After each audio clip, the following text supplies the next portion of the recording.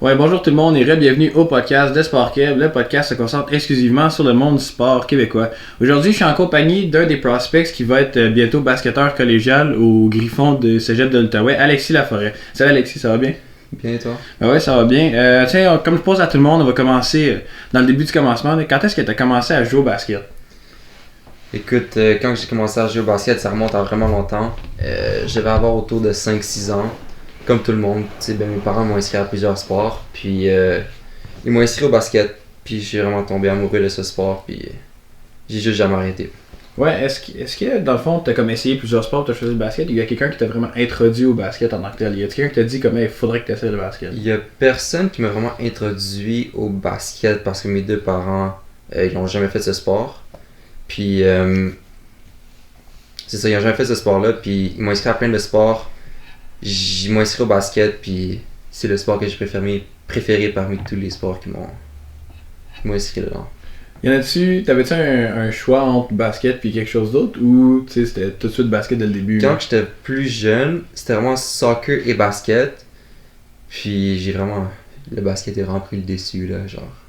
Le soccer ça m'intéressait, puis c'était que basket. Ben, c'est un peu évident que le basket a pris le dessus quand on sait que ça fait comme 10 ans que tu fais ça. Là.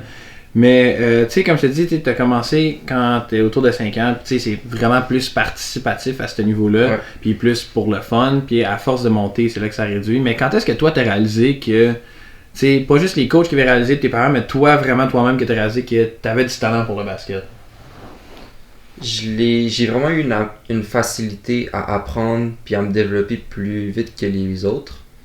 Quand j'étais petit, je jouais dans la mini-ligue de basket, puis tout le monde disait, même mes parents disaient, les coachs disaient, il est trop intense, il court plus vite que les autres, il marque plus de points que les autres. Fait rapidement, on m'a inscrit dans une ligue plus compétitive avec Jean Duchesne puis Jean-Charles Daou, quand j'étais en 3e année du primaire à peu près. Puis ils nous ont inscrit dans les tournois plus compétitifs, puis c'est à ce moment-là que j'ai réalisé que je pouvais faire quelque chose avec le basket. Ouais, parce que même à ça, là, nous autres, on voit ça très moins souvent au Québec, de voir des équipes de jeunes commencer, mais aux États-Unis, il y en a des ligues. Quand on a fait le tournoi aux États-Unis au mois d'avril avec la polyvalente, on a vu ça, là, il y avait la catégorie U9 puis U10, puis c'était des vrais games sur des 10 pieds, puis c'était quelque chose. Fait que vous avez commencé jeune à faire de la compétition. Hein. C'est ça. Ensuite, toi, comme tu as dit, scorer, peu importe l'intensité, mais pour ta force à toi sur le terrain, c'est vraiment mais Justin, qu'est-ce que ça serait? L'intensité. Ouais, ce qui donne, explique un peu. Ce qui rend mon talent, en fait, c'est que je suis comme joueur, je suis pas le plus rapide, je suis pas le plus grand, je suis pas le plus petit, c'est pas moi qui shoot le plus, c'est pas moi qui a le plus de ball handling, c'est pas moi le plus fort, le plus athlétique, mais ce que je pourrais me donner que j'ai plus que les autres, c'est mon intensité sur le jeu. Fait qu'est-ce que cette intensité-là donne de plus que les autres? Elle me rend plus focus, puis elle me rend juste meilleur. C'est quand t'es intense, c'est vraiment la clé du succès. Fait que ça vient un peu à l'effort que tu mets sur le terrain. Exactement. Là. Fait que dans le fond, ce que tu me dis, c'est que tes coachs, ils savent que quand je mets Alexis sur le terrain, c'est 100% de beau talent. Puis je fais de mon meilleur. Ben, on en a besoin de voir de même. C'est surtout quelque chose qui s'apprend extrêmement difficilement, cette affaire-là. Moi, pour avoir coaché, je sais que si t'as quelqu'un qui a ça de façon innée, il y a un avantage énorme sur les gens qui sont peut-être extrêmement talentueux, mais qui veulent pas être là vraiment. Là. Faut pas être nonchalant sur le jeu, pas se penser meilleur que son sport, puis tout le temps respecter son adversaire, comme mon coach dit, puis jouer le meilleur que tu peux. Puis, si t'avais à me parler, là, tu m'as parlé à quel point t'es bon, là, mais si t'avais à me parler d'un point qui est un petit peu plus difficile pour toi, qui est considéré presque une faiblesse. Pour de vrai, ma main gauche, je dois vraiment travailler sur ma main gauche, puis mon ball handling. Comme je suis pas très grand, ben il va falloir que je travaille sur ça parce que je dois jouer à la position de garde.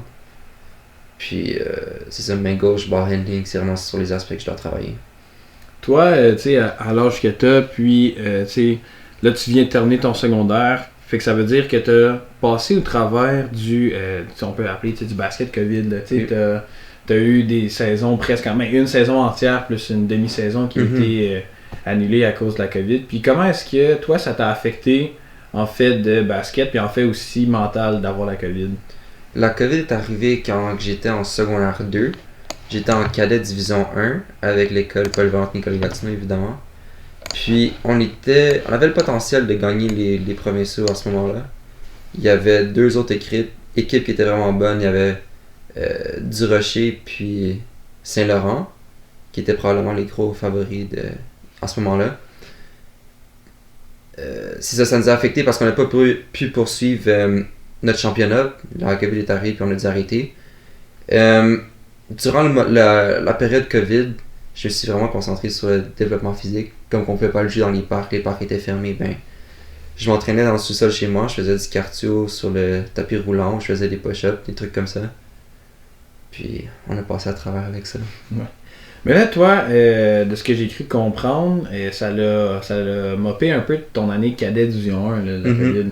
Fait comment est-ce que tu as fait pour arriver en secondaire 4, où est-ce que tu arrives dans la catégorie juvénile, puis toi, la dernière game que tu as jouée, c'est une game Benjamin Division 3 en Outaouais, là.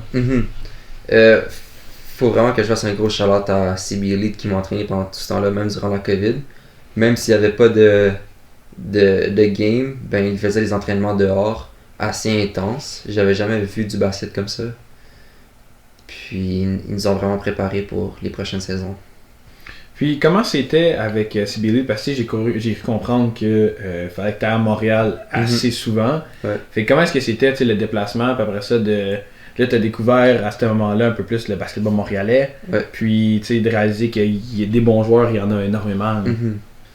Je suis pas le seul qui faisait partie de CB Elite à ce moment-là. Il y avait quelques joueurs de mon équipe, fait qu'on se partageait les lifts. Puis à certaines fins de semaine, on couchait à l'hôtel. Fait que ça nous a permis de moins faire voyager nos parents. Ouais, parce que moi, ce que j'ai pu comprendre par Jean-Charles qui m'avait dit, il y avait son fils Nico qui avait fait ça. Puis c'était à tous les week-ends, il fallait que tu aies à Montréal. Puis c'était, c'est une bonne ride, là, c'est long. Parce qu'il y en a, la majorité des jeunes dans ces équipes-là retournaient coucher dans leur lit à la maison. Puis t'as vous autres qui sont à 2 heures de là. Faut vraiment être motivé. Faut aimer le basket. C'est en même temps, c'est que si t'amènes du basket quand tu peux pas en avoir, puis surtout qu'avec le coaching staff qu'il y a là-bas, puis ce qu'on a pu comprendre, t'apprends beaucoup de choses en allant là-bas. Là. Ouais, vraiment. Ça valait la ride. Ouais. Là, on va te mentionner, j'en ai parlé avec Isaac au premier podcast, puis l'année passée, fait que l'année 2021-2022, Nicolas Gatineau avait fini 2e. Puis, dans le fond, ça, j'aimerais que tu me parles un peu de le feeling que tu as eu parce que vous avez perdu justement contre l'équipe en secondaire 2, que tu avais mentionné qui était du Rocher Saint-Lambert. Puis, comment est-ce que tu t'es senti quand vous avez perdu cette game-là? Parce que cela était extrêmement. Ça finit par 5. Fait que c'était quoi un peu? Raconte-nous un peu comment tu t'es senti quand ça s'est arrivé. Là. Ça commence même avant ça. Quand on est allé en finale provinciale l'année passée, quand j'étais en secondaire 4, on voulait une revanche de quand moi j'étais en secondaire 1. On est allé aux championnats provinciaux Division 3 ou Division 2, je sais plus à ce moment-là, à Saint-Laurent. Puis on était en demi-finale contre Du Rocher. On avait perdu par, je sais plus exactement, mais par 5 environ. Puis quand on était rendu en secondaire 4, c'était à peu près le même noyau d'équipe. Puis on voulait une revanche contre eux de ce moment-là. Durant toute la durée du match, c'était en notre faveur. Puis à la fin, je sais pas trop ce qui est arrivé. Les Du Rocher ont commencé à rentrer leurs 3 points. Ils nous ont fait mal, puis ils ont remporté le match. Fait que là, toi, parce que là, surtout, ce match-là était à Québec. Fait que, raconte-moi un peu comment ça s'est passé, pour, après le match, puis le chemin du retour aussi, là, c'était quoi, comment tu te sentais, toi, là? Je vais pas vous mentir, après le match, l'intégrité de l'équipe a pleuré. Même les coachs, même les parents, tout le monde était vraiment triste. On voulait vraiment gagner, puis on se sentait vraiment qu'on pouvait gagner. On avait passé toute une saison. C'est pas juste la finale du tournoi, c'est la finale d'une saison qui dure des mois et des mois. On s'était préparé fort pour ça, puis le résultat n'a pas été de notre bord. Mais écoute, c'est la vie, puis on apprend de nos défaites. Là, après ça, on a le saut qui s'est amené à ton année de secondaire 5, qui était celle qui vient de se terminer, la 2022-2023. Puis, j'avais une petite question pour toi, dans le fond, de ce que j'ai cru comprendre des statistiques. Tu as été 2e en pourcentage de lancers francs dans la ligue. Qu'est-ce qui fait de toi un aussi bon lanceur de lancers francs? Il faut que je donne le crédit encore à mon coach parce qu'il nous fait shooter à peu près 100 lancers francs par pratique, sans exagérer. Fait que c'est quasiment juste à cause de lui. Là. Faut mettre de l'effort. C'est tout le temps la même routine, le même lancer. faut juste en faire, puis c'est impossible que tu deviennes pas bon. Ben, avec la pratique, c'est là que ça s'en vient. Ouais.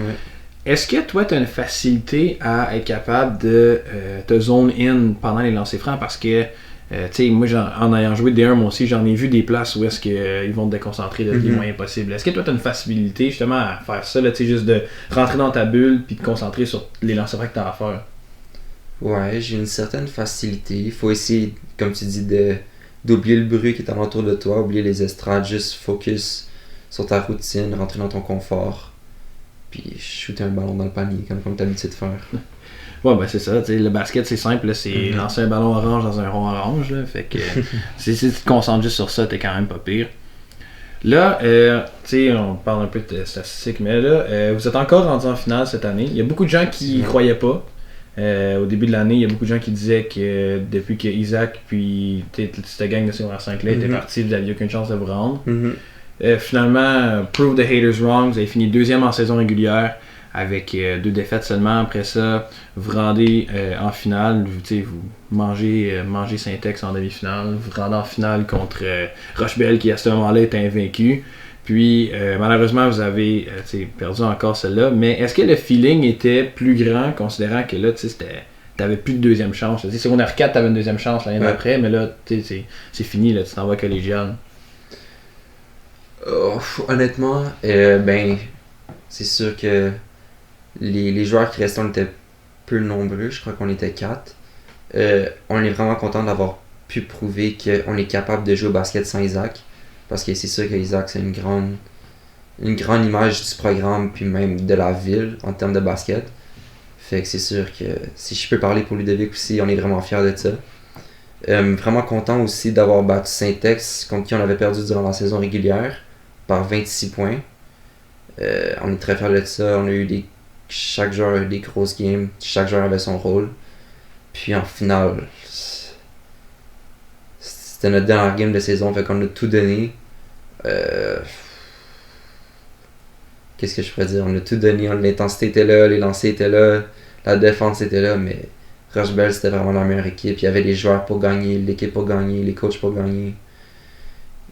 C'est pas pour rien qu'ils ont été invaincus, donc la bannière leur revient, puis écoute, c'était la meilleure équipe. Ouais, c'est plate à dire, mais il y a beaucoup de monde qui l'ont dit, là, que sur le terrain de basket, c'était ça, puis que 9 fois sur 10, c'est les autres qui auraient gagné, mais en même temps, si vous finissez la game, puis vous êtes quand même satisfait d'avoir pris une deuxième place de suite, 2 deuxièmes places de suite, c'est quand même pas rien sur le niveau provincial. Ça fait 2 ans que vous êtes le 2e meilleur programme au Québec, c'est pas rien. Hein. Puis c'est certainement pas tous les joueurs qui vont vivre des provinciaux ou encore moins des finales provinciales, fait que oui, on a travaillé fort pour l'avoir, mais il faut savoir apprécier le moment, même si le résultat n'est pas celui qu'on voulait. Là, tu sais, tu as parlé tantôt de CB Elite, puis toi, tu as joué avec eux autres dans l'été qui est passé avant, puis là, tu es encore avec eux autres. Puis, eux autres qui vous permettent de faire, c'est quand même régulier, ben, je dis régulièrement, mais plus souvent qu'une autre équipe, c'est de vous rendre pour jouer du basketball américain. Ouais. Puis, toi, c'est quoi la chose qui t'a le plus impressionné du basketball américain? Pour de vrai, ben c'est sûr, je pourrais parler de leur athlétisme, les joueurs sont plus sont plus skills, il y a des joueurs qui peuvent dunk fort, qui shootent de loin, mais ce qui m'impressionne le plus, c'est plus leur mentalité, à quel point ils sont là pour venir jouer au basket. Leur ultime but, eux autres, c'est d'avoir des scholarships, parce que pour la plupart des joueurs, s'ils n'ont pas de scholarship, ben ils vont juste pas aller à l'université, ou ils vont juste pas continuer des études, ou avoir un métier plus tard. Fait que leur basket, c'est vraiment leur ascenseur pour que leurs études soient accessibles. Ouais, ben, c'est ça que, tu sais, ça fait que les autres, ils ont quelque chose en arrière, là, ils ont quelque chose qui les pousse à être extrêmement meilleurs. Hein.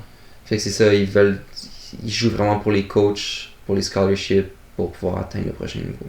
Fait que ça fait que dans le fond, c'est idéalement ils vont travailler plus fort quasiment. Sur le terrain, comme c'est vraiment différent qu'au Québec. Supposons que la balle roule par terre, mais eux, ils vont pas se poser de questions, je vais-tu me pitcher dessus, je vais-tu rester, en tout cas, ils veulent la balle, comme la balle c'est leur précieux, là. Leur mentalité est vraiment différente. Parce que surtout que oui, il y a plus de il y a plus d'opportunités aux États-Unis, mais il y a aussi énormément plus de joueurs. Ouais, le bassin est beaucoup plus gros. Hein. Fait que ce que ça donne, c'est que pour se démarquer, des autres, il faut que tu travailles encore plus fort, tu sais, parce Mhm. que faut que tu fasses la différence, là. Il faut que tu saches dans quoi tu excelles, puis il faut que tu focuses sur ça. Il faut que tu aies une chose. Dans le fond, il faut que tu puisses faire une chose extrêmement bien pour dire, ok, moi c'est ça que je fais bien, de mieux que les autres, fait que c'est pour ça que je vais te recruter. Ouais, parce qu'il faut que tu fasses, tu sais, pas juste bien, mais tu sais, meilleur que quasiment 1 million de personnes, Faut là. que tu sois, supposons que ta qualité ou ton. Dans quoi que t'es bon, c'est lancer, ben il faut que tu lances mieux que les autres. Supposons que c'est ta vision de jeu, ben il faut que tu fasses plus d'assists que les autres. Supposons que dans quoi que t'es bon, c'est les lancers francs, mais rate pas de lancer francs, tu sais. Fait faut que tu sois meilleur dans un aspect que tout le monde. Ouais, faut que tu te démarques à un niveau extrême, là. Mhm. Là, on va parler un peu de ton saut au collégial qui s'en vient quand même, tu sais, dans 2-3 mois. Ouais. Puis, toi, comme j'ai mentionné tantôt, tu t'en vas avec les Griffons du Cégep de l'Outaouais, tu sais, qui dans le fond, tu te déplaces pas vraiment, tu vas pouvoir continuer à vivre chez toi, tout ça, mais explique-moi pourquoi est-ce que tu as choisi d'aller au Griffon? Ben, tout d'abord, j'ai commencé par regarder toutes les options qui s'offraient à moi. Puis les Griffons m'ont très vite accroché, même avant que la saison commence. Le head coach, Jonathan, il me textait beaucoup. Il m'a fait visiter le cégep, il m'a montré comment que ça marchait. Puis c'est ça, à chaque jour on se textait. Puis on parlait pas juste de basketball, on parlait de toutes choses qui se passaient durant la vie. Il me demandait comment ma mère va. Quand c'était le Super Bowl, il me parlait du Super Bowl. Puis j'avais une bonne relation avec lui. Il m'a vraiment bien intégré dans l'équipe, même si j'avais pas encore décidé de signer. Puis, c'est ça, j'ai vraiment regardé toutes les offres que j'avais, mais j'avais vraiment un penchant pour l'Outaouais parce que c'est chez moi. Je restais avec ma famille, ça coûtait moins cher à mes parents, puis c'est ça, l'Outaouais, c'était un très bon choix. Là, tu sais, on a vu cette année, ils ont monté un petit peu, mais ça fait quand même plusieurs années qu'ils se tiennent toujours dans le bas du classement en Division 1. Ouais.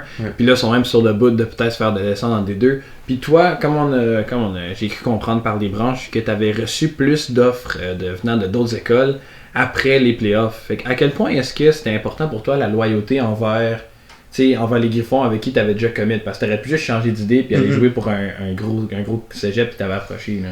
Ben, je m'étais déjà engagé avec les Griffons, puis je suis quand même un gars de parole. Si je dis que je m'engage avec toi, ben, je le fais jusqu'au bout. C'est sûr que c'est tentant quand il y a des gros cégeps qui viennent t'approcher et qui disent ouais, on aimerait ça t'avoir dans notre équipe. Parce que j'ai quand même eu des bonnes playoffs contre Saint-Ex puis contre Regevel, qui est des bonnes équipes, contre qui j'ai bien performé.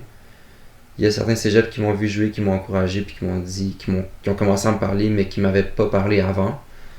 Fait que c'est sûr que genre ça fait chaud au cœur de dire qu'il y a des cégeps comme ça qui donnent des compliments et qui aimeraient ça t'avoir dans leur équipe, mais ma place, je sentais vraiment que c'était au Griffon. Ouais, c'est ça. Si toi tu te dis que c'est là ta place, ben tu vas là. Puis comme tu as dit, ils ont fini souvent dernier dans les dernières années, fait que je sentais que j'allais avoir un plus gros rôle dans une équipe peut-être plus faible que supposons aller dans une équipe très forte puis avoir un moins gros rôle. Ben c'est ça que là, ça te permet d'avoir, comme je te dis, plus de temps de jeu, plus de, tu vas pouvoir, ça va être plus facile pour toi, une plus grande facilité à t'habituer au jeu collégial, parce qu'on a vu avec des gars que j'ai interviewés qui sont collégiales qui disent que c'est le plus gros saut que tu peux pas faire. Mais là, tu sais, t'as parlé du coach Jonathan qui était là à ce moment-là, mais là, on a vu que finalement, il a perdu son poste, puis qu'il a été donné à Christian Millette qui t'a coaché pendant 2 ans cette année, puis je pense que tu as même coaché un peu avant. Fait que, dis-moi, qu'est-ce que ça a fait pour toi de voir que qu'il avait perdu son emploi, puis c'est lui qui t'avait recruté, puis lui qui t'avait donné ton offre. Là.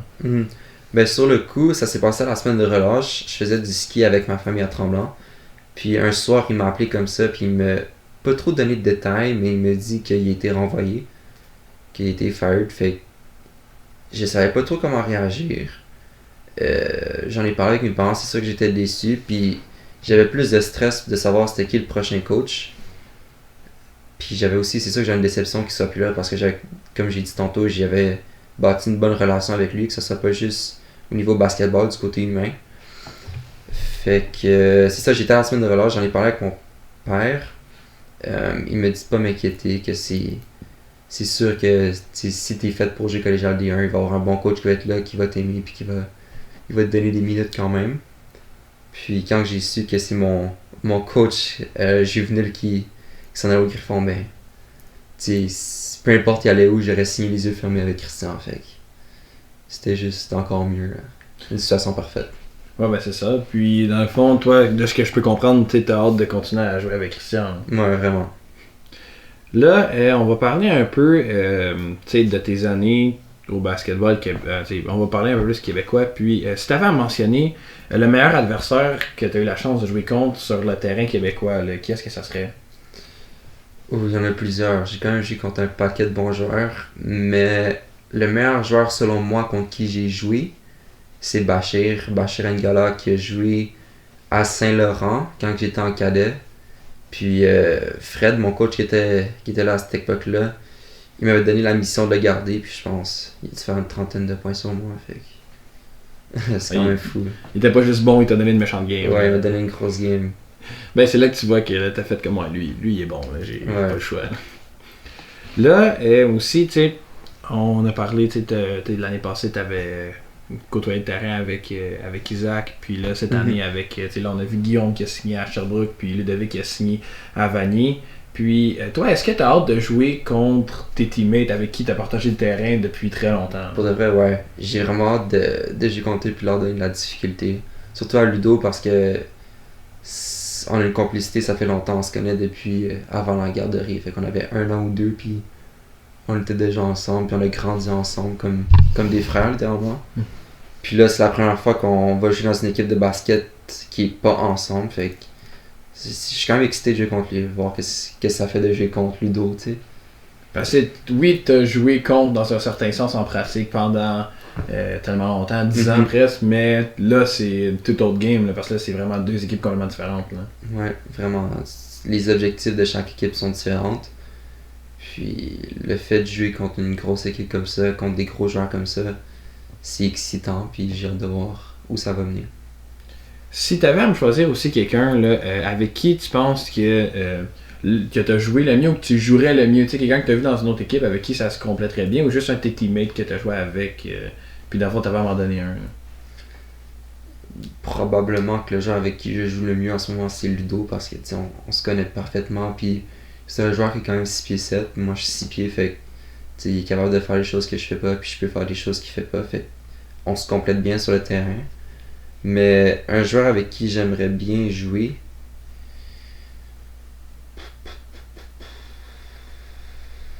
je pense que c'est Isaac. En ce moment il joue à Brébeuf, puis moi je m'en vais à Vanier, pas à Vanier, au Griffon. Fait que ouais, Isaac. T'aimerais ça rejouer avec. Ouais. Là. Si t'avais à mentionner maintenant, en fait seulement vraiment basket, là, ton objectif à court terme après le cégep, tu sais, si ça se passe bien au cégep, dans quel chemin tu irais t'enligner? Là? C'est sûr que je vais universitaire, ça me tenterait vraiment beaucoup. Peu importe l'école, j'ai pas vraiment d'objectif en ce moment de quelle école j'aimerais où aller. Mais vraiment, je vais universitaire, là. Je pense que les coachs peuvent bien me pousser pour pouvoir atteindre cet objectif.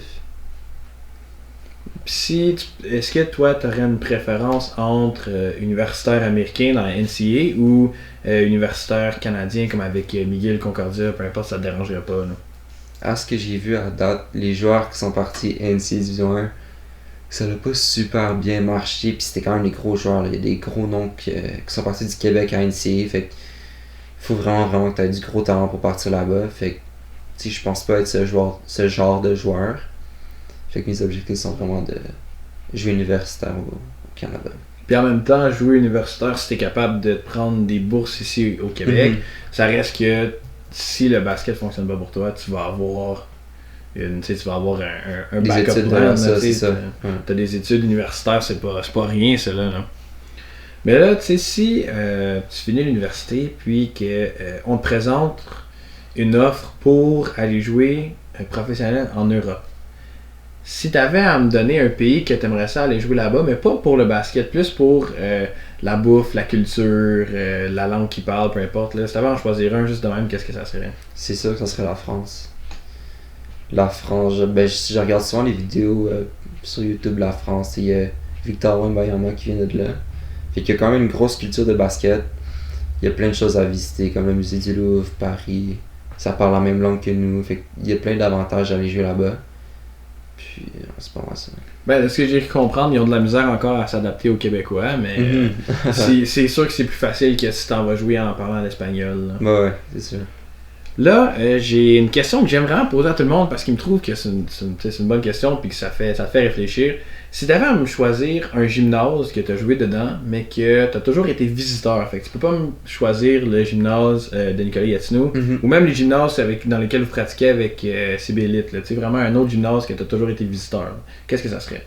C'est sûr que SSF, c'est un beau gym. Il y a juste des lignes de basket, les lignes sont larges, les paniers sont bons. Mais l'affaire, c'est qu'on a perdu en finale là-bas. Fait que quand on a joué là cette saison-ci, ça me rappelle tout le temps des mauvais souvenirs. Mais en tout cas, pour moi, le meilleur gym, il est là-bas. Mais il me rappelle des mauvais souvenirs. Ouais, c'est un beau gym, mais que t'aimes un peu moins. Ouais, T'as-tu un ça. gym dans lequel, à chaque fois que tu y vas, tu joues vraiment bien, genre juste comme pour aucune raison? Hein? Pour de vrai, je pourrais pas dire. J'ai aucune idée. J'ai eu une bonne game cette année à Jean-de-Mance, mais le gym, j'ai trouvé moyen. Fait que je pourrais pas dire. Peut-être que t'es juste fait pour jouer à Jean-de-Mance. Même si Ça c'est se pas voit. le sport gym, si tu joues bien là-bas. Là, t'es, d'après moi, t'es grand fan de basket, t'écoutes pas mal NBA. Si t'avais à me donner ton équipe préférée, là, laquelle que ça serait? C'est sur l'équipe du Cœur, les Raptors, parce que c'est au Canada. C'est à Toronto, c'est proche de nous. Puis on gagne en 2019, qui en fait rêver un paquet de joueurs de mon âge. Fait que les Raptors, c'est sûr. Ouais, parce que nous autres, on l'a vu énormément dans la quantité de jeunes qui se sont inscrits en 2018 puis 2019 au basket juste à Nicolas Gatineau. Là, c'était exponentiel le nombre. Là. Fait que ça allait amener quelque chose de bon au Canada. Oui. Mais là, tu sais, Raptors, tu sais, c'est équipe du cœur de pas mal tout le monde, surtout au Québec. Mais là, si t'avais à mentionner un joueur préféré, lequel que ça serait? C'est sur LeBron James. Ouais, vraiment. Ouais. T'en as-tu un qui est un petit peu plus en dessous du radar que t'aimes, tu sais, comme pas autant que t'aimes LeBron, mais un petit peu, tu sais, il y a beaucoup de... Tu sais que moi, personnellement, c'est Andrew Wiggins, tu sais, Canadien. C'est quelqu'un pour toi que t'aimes, mais pas autant que t'aimes LeBron. Probablement le Melo Ball, parce que je le suis depuis qu'il est jeune. Il est vraiment confiant sur le jeu. Juste son flow quand il joue, il est confiant. Il prend les 3 points de loin, il dribble. Son passing ability, il est vraiment insane. Le Melo Ball, je le trouve vraiment impressionnant. Bon, ben c'est sûr qu'il est bon. Puis comme tu dis, tu le suis depuis qu'il est jeune, mais comme tout le monde, parce qu'il est médiatisé depuis qu'il y a plus que 13 ans quasiment. C'est ça. Ben écoute Alexis, merci énormément de m'avoir donné de ton temps là, pour un podcast en personne. Puis moi j'ai bien hâte de voir ce que ça va donner ta première saison collégiale puis universitaire après parce que je te le souhaite pas mal.